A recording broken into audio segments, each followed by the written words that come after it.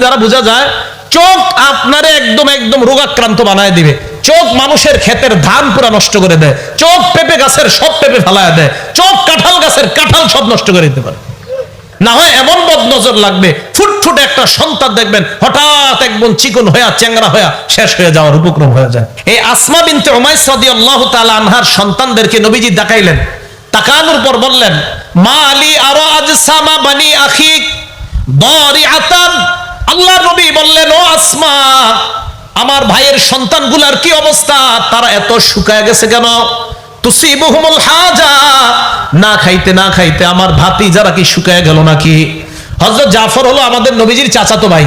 সেই হিসাবে নবীজি বললেন, আসমা, আমার এই চাচাতো ভাইয়ের ছেলেগুলার এই অবস্থা কা, তারা কি না খাইতে না খাইতে শুকায় গেছে নাকি? এমন অবস্থা কা।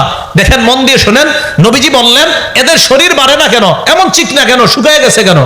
হযরতে আসমা জবাব দিলেন, লা ইয়া রাসূলুল্লাহ, খাদ্যের কোনো অভাব নাই। ওয়ালাকিনিল আইন তুসরিউ ইলাইহিম ইয়া রাসূলুল্লাহ, কিন্তু হুজুর আমার সন্তানগুলোর উপর মানুষের বদনজর লাগে। কি লাগে? হুজুর মানুষ খুব দ্রুত আমার সন্তানগুলোকে বদনজর দেয়। আল্লাহর নবী কয়, ইরকিহিম, তাদেরকে ঝাড়ফুঁক করবা। তাহলে এই হাদিস দ্বারা বোঝা যায় চোখ আপনারে একদম একদম রোগাক্রান্ত বানায় দিবে। চোখ মানুষের ক্ষেতের ধান পুরা নষ্ট করে দেয়। চোখ পেঁপে গাছের সব পেঁপে ফেলায় দেয়। চোখ কাঁঠাল গাছের কাঁঠাল সব নষ্ট করে দিতে পারে। রাসূল আকরাম সাল্লাল্লাহু আলাইহি সাল্লাম বললেন, আসমা, তোমার সন্তানদের কি হয়েছে? কয়, হুজুর এদেরকে চোখ বদ নজর এদের উপর খুব বেশি লেগে যায়। নবী কয়, ঝাড়ফুঁক করো।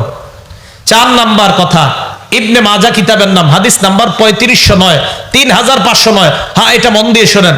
মাদ্রাসার হুজুর যারা আছে তাদেরকে বলবো, এলাকাবাসী যারা আছেন তাদেরকে বলবো, মাদ্রাসার ছাত্র যারা আছেন তাদেরকে বলবো, এলাকাবাসীও শোনেন। আপনারা মাঝে মাঝে সন্তান গোসল করায়া বারান্দায় দাঁড় করায় দেন, রোদ্রের মধ্যে দাঁড় করায় দেন, সন্তানটারে উঠানের মধ্যে ছেড়ে দেন, তার শরীরের দিকে অন্য মানুষ তাকায়।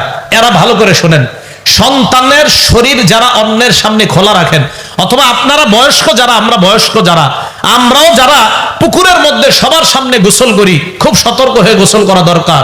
শরীরে গামছা রাখা দরকার। কেন দরকার? হাদিসটা শোনেন। ইবনে মাজা 3509 নাম্বার হাদিস। নবীজি সাল্লাল্লাহু আলাইহি সাল্লামের জামানায় এক আশ্চর্য ঘটনা ঘটছে। কি ঘটছে? আমির ইবনে রবিআ, বলেন তো নামটা কি? আরেকটা নাম মনে রাখবেন, সাহাল ইবনে হুনাইফ। কি নাম? সাহাল ইবনে হুনাইফ। তো এই সাহাল ইবনে হুনাইফ গোসল করতেছে।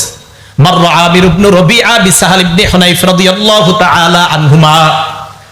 আমির ইবনে রবিআ সাহাল ইবনে হুনাইফের পাশ দিয়ে অতিক্রম করলেন। অতিক্রম করার সময় ওহুয়া ইয়াগতাসিলু, সাহাল ইবনে হুনাইফ গোসল করতেছিলেন। সাহাল ইবনে হুনাইফ দেখতে বড় সুন্দর। সাহাল ইবনে হুনাইফকে দেখার পর আমির ইবনে রবিআর বক্তব্যটা ছিল এমন, লাম আরা কাল-ইয়াউম ওয়ালা জিলদা মুখাব্বাআতান। সাহাল ইবনে হুনাইফকে গোসলরত অবস্থায় এত সুন্দর আমি দেখলাম, এমন সুন্দর শরীর কোন পর্দার আড়ালের নারী কেউ দেখি না। কি বলল? আমির ইবনে রবিআ বলল, সাহাল ইবনে হুনাইফ এত সুন্দর ছেলেটা, এত সুন্দর তার শরীর, পর্দার আড়ালের কোন নারীও মনে হয় এত সুন্দর না। আমির ইবনে রবিআ বলল, ফামা লাবিসা আন লুবিতা সাহাল ইবনে হুনাইফ, বেশিক্ষণ হয় না এই সাহাল ইবনে হুনাইফ বেহুশ হয়ে গেছে। তাড়াতাড়ি আল্লাহ নবীর কাছে নিয়ে যাওয়া হয়। আল্লাহ নবীকে বললেন, ইয়া রাসূলুল্লাহ, তাড়াতাড়ি আপনি কিছু একটা করেন। নবীজি কই, কি হইছে? মান তাত্তাহিমুনা বি, তোমাদের কাদেরকে সন্দেহ হয়? কাকে সন্দেহ হয়? সাহালের উপর কারো বদনজর লাগছে বলে কি তোমাদের সন্দেহ হয়? কয়, জি হুজুর। কয়, কাকে? কয়, আমির ইবনে রবিআকে আমাদের সন্দেহ হয়। নবীজি কয়, ডাই কেন? আমির ইবনে রবিআকে আল্লাহ নবী ডাকছেন। ডাকার পর আমার আইয়াতাওয়াদ্দা, আল্লাহ নবী তাকে ওযু করতে বললেন। ওযু করার পর ইয়াগসিলু ওয়াজহা, চেহারা ধৌত করাইলেন, হাত ধৌত করাইলেন, পা ধৌত করাইলেন, ওয়া দাখিলাতা ইজারিহি, এবং ভিতরের গুপ্ত অঙ্গ এটাও ধৌত করাইলেন। কাপড়ের ভিতরের গুপ্ত অঙ্গটাও ধৌত করাইলেন।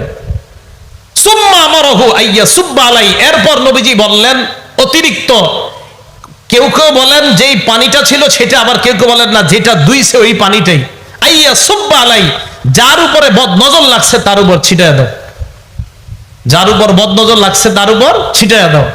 এখন কথা হলো, এই হাদিস দ্বারা কি বোঝা যায়? নবীজি সাল্লাল্লাহু আলাইহি সাল্লাম বলেন, শোনো, তোমরা কি করো না করো মাঝে মাঝে তোমরা, হ্যাঁ দেখেন, আলামা ইয়াকতুলু আহাদুকুম, এই শব্দটা সারা জীবন মনে রাখবেন। তোমরা কিসের কারণে আলামা ইয়াকতুলু আহাদুকুম আখাহু, তোমরা কেন একজন তার ভাইকে হত্যা করো? সাহাবারা কয়, হুজুর হত্যা মানে? হ্যাঁ, এই হিংসুক চোখ, কিছু চোখ আছে এমন যে চোখ তার ভাইকে হত্যা করে দেয়, যে চোখ বদনজর পড়ার কারণে এমন অবস্থা হয় যে তার ভাইকে শেষ করে দেয়। তাহলে আল্লাহর নবী কারো বদনজর পড়াটাকে হত্যার সাথে শামিল করছে। আলামা ইয়াকতুলু আহাদুকুম আখাহু, তোমাদের কেউ তার ভাইকে কেন হত্যা করো? নবীজি বললেন, ইজা রাআ আহাদুকুম, তোমাদের কেউ যখন কাউকে দেখে, মা ইউজিবুহু, যেটা তার কাছে ভালো লাগে, ফালইয়াদউ লাহু বিল বারাকা, ওই সময় যেন সে তার জন্য বরকতের দোয়া করে। কাউকে যখন দেখবো আমরা, সৌন্দর্যতা যদি চোখে আসে, মাশা আল্লাহ, মাশা আল্লাহ, এই দোয়াগুলা করব। এখন এলাকাবাসী যারা আছি, আমাদের জন্য করণীয় কি? দোয়া তো আমি আপনি হয়তো করলাম যারা জানি, কিন্তু যে জানে না সে তো দোয়া করবে না। তার চোখ যদি আপনার ছেলের উপরে লাগে তাহলে কিন্তু বরবাদ হয়ে যাবে। এই জন্য বাচ্চাদেরকে সবার সামনে গোসল করায়েন না, বাচ্চাদেরকে গোসল করায় সবার সামনে রোদ্রে দাঁড় করায় দিয়েন না। গেঞ্জি সহ, শরীরে একটা কাপড় সহ বাচ্চাকে অন্যের সামনে দেন, না হয় এমন বদনজর লাগবে, ফুটফুটে একটা সন্তান দেখবেন হঠাৎ একদম চিকন হয়ে চ্যাংরা হয়ে শেষ হয়ে যাওয়ার উপক্রম হয়ে যায়। এগুলা বদনজরের কারণে হয়। মাদ্রাসার তালেব ইলম যারা আছেন, ছাত্র ভাইয়েরা, যদিও আমরা অনেকের মাঝে গোসল করতে হয়, আলহামদুলিল্লাহ মাদ্রাসার ছাত্রদের মধ্যে তো বদনজর নাই, সারাক্ষণ কোরআন হাদিস পড়ে। এরপরেও মাদ্রাসার ছাত্র ভাইয়েরা সতর্ক থাকা, গামছা অন্তত রাখা শরীরের মধ্যে, সবার সামনে গোসল করলেও গামছা রাখা। ভাই, সবার সামনে গোসল না করা যদিও আমাদের করতে হয় ছাত্রদের, আমরা একটা গামছা অন্তত শরীরে রাখা, অর্থাৎ বেশি সময় যেন আমার শরীরটা অন্য ছাত্র ভাই না দেখে, অথবা উস্তাদ না দেখে, অথবা অন্য কেউ না দেখে, এই বিষয়টার প্রতি খেয়াল রাখা। মনে থাকবে তো সবার কথাগুলো ইনশাআল্লাহ? তাহলে বদ নজর থেকে বাঁচা, এটা খুব জরুরি বিষয়। 5 নাম্বার কথা, আম্মা জান আয়েশা সিদ্দিকা রাদিয়াল্লাহু তাআলা আনহার বর্ণনা, তিনি বলেন, কানা রাসূলুল্লাহ সাল্লাল্লাহু আলাইহি ওয়াসাল্লাম ইয়ামুরুনা আন নাস্তারকিয়া। মুসলিম শরীফের বর্ণনা 5615 নম্বর হাদিসে আম্মা জান আয়েশা সিদ্দিকা রাদিয়াল্লাহু তাআলা আনহা বলেন, আল্লাহ নবী আমাদেরকে বলছে, বদ নজর থেকে বাঁচার জন্য, হিংসুক চোখ থেকে বাঁচার জন্য আমরা নিজেদেরকে যেন ঝাড়ফুঁক করে নেই। সকালবেলা 3 বার কুল হু আল্লাহ, 3 বার কুল আউযু বিরাব্বিল ফালাক, 3 বার কুল আউযু বিরাব্বিন নাস। মাগরিবের পরে 3 বার কুল হু আল্লাহ, 3 বার কুল আউযু বিরাব্বিল ফালাক, 3 বার কুল আউযু বিরাব্বিন নাস পরে শরীরের মধ্যে ফু দেওয়া। মনে থাকবে তো কথাগুলো ইনশাআল্লাহ? তাহলে এবার আসেন মূল কথায়। কি আলোচনা দর্শিলাম? মজারু জহিরুল ইসমি ওয়া বাতিরা। কিছু গুনাহ আছে আভ্যন্তরীণ, কিছু বাহ্যিক গুনাহ। আভ্যন্তরীণ গুনাহ এর মধ্যে একটা বললাম হিংসা নামক অপরাধ।